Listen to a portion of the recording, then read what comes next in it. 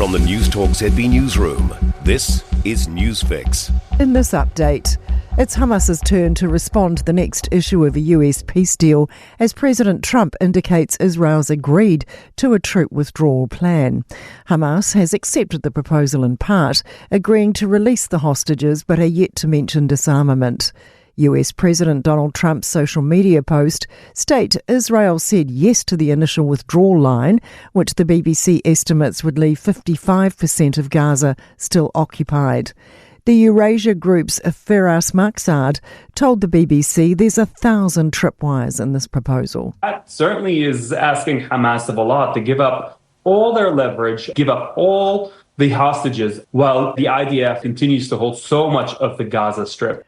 One person has died and 4 others have been injured in a crash on Thornton Road near Matata this morning. Emergency services were notified of the crash involving 2 cars at 9:20am. One person is reported to have serious injuries and 3 people have moderate injuries.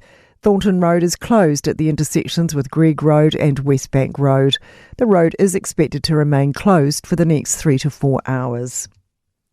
The meaning of bank could set to change. The Reserve Bank's consulting on whether to allow all licensed deposit takers to call themselves a bank. The word bank can currently only be used by New Zealand's 27 registered banks. Hopes a scientific breakthrough finding will help diabetics with heart problems.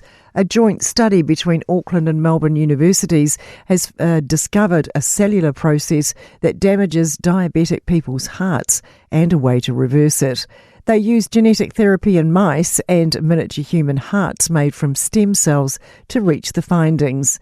Lead researcher Kim Mellor said there's been a real lack of treatment for diabetic heart problems. That's news.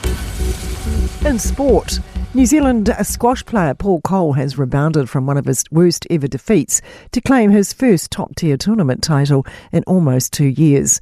Last month, the world's number 3 lost to player ranked a humble 252, returning home to punish himself with intense training. Cole has now become the first Kiwi to win the Qatar Classic, seeking inspiration from coach Rob Owen to beat Egyptian Mustafa Asal for the first time in 7 contests. He just told me to get up the court, be uncomfortable, volley. I wanted to make it all about me today. I knew how good he was, but, I just wanted to focus on myself and, make it all about me. Captain Scott Barrett believes the All Blacks will carry some scars from an at times tumultuous rugby championship campaign. The ABs took down Australia 28-14 in Perth to wrap up the tournament, but ultimately finished second behind the Springboks on points differential. That's sport. I'm Sandy Hodge. For more news, listen to Newstalk ZB live on iHeartRadio.